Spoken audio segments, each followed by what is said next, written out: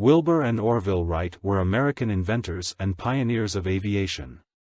In 1903 the Wright brothers achieved the first powered, sustained, and controlled airplane flight. They surpassed their own milestone 2 years later when they built and flew the first fully practical airplane. Early life. Wilbur Wright was born on April 16, 1867, near Millville, Indiana. He was the middle child in a family of 5 children. His father, Milton Wright, was a bishop in the Church of the United Brethren in Christ. His mother was Susan Catherine Kerner. As a child, Wilbur's playmate was his younger brother, Orville Wright, born in 1871. Did you know? Neither Wilbur nor Orville attended college, but their younger sister Catherine did. Milton Wright's preaching took him on the road frequently, and he often brought back small toys for his children. In 1878 he brought back a small model helicopter for his boys. Made of cork, bamboo, and paper, and powered by a rubber band to twirl its blades, the model was based on a design by the French aeronautical pioneer Alphonse Pinard. Fascinated by the toy and its mechanics, Wilbur and Orville would develop a lifelong love of aeronautics and flying. Wilbur was a bright and studious child, and excelled in school. His personality was outgoing and robust, and he made plans to attend Yale University after high school. In the winter of 1885–86, an accident changed the course of Wilbur's life. He was badly injured in an ice hockey game, when another player's stick hit him in the face. Though most of his injuries healed, the incident plunged Wilbur into a depression. He did not receive his high school diploma, canceled plans for college, and retreated to his family's home. Wilbur spent much of this period at home, reading books in his family's library, and caring for his ailing mother. Susan Kerner died in 1889 of tuberculosis. In 1889 the brothers started their own newspaper, the West Side News. Wilbur edited the paper, and Orville was the publisher. The brothers also shared a passion for bicycles, a new craze that was sweeping the country. In 1892 Wilbur and Orville opened a bike shop, fixing bicycles and selling their own design.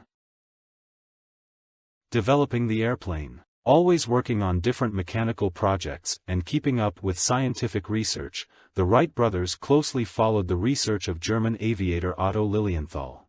When Lilienthal died in a glider crash, the brothers decided to start their own experiments with flight.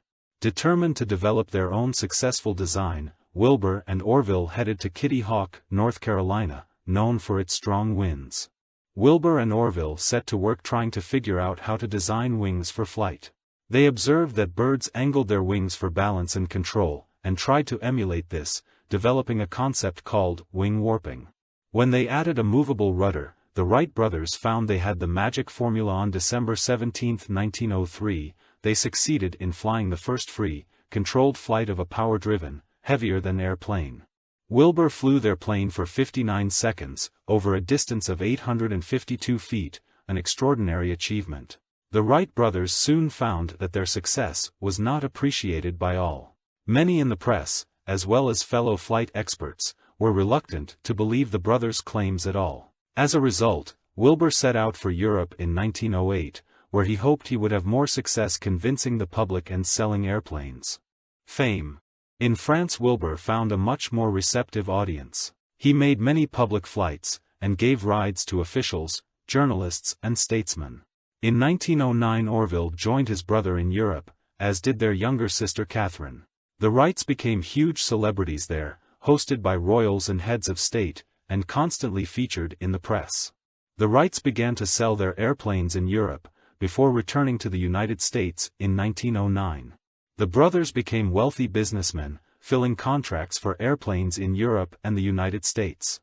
Wilbur and Orville always took shared credit for their innovations, and maintained a close relationship throughout their lives. Behind the scenes, however, there was a division of labor. With his sharp instincts, Wilbur was the business mind and executive of the operation, serving as president of the Wright Company. Death and legacy. Wilbur fell ill on a trip to Boston in April 1912. He was diagnosed with typhoid fever, and died on May 30 at his family home in Dayton, Ohio.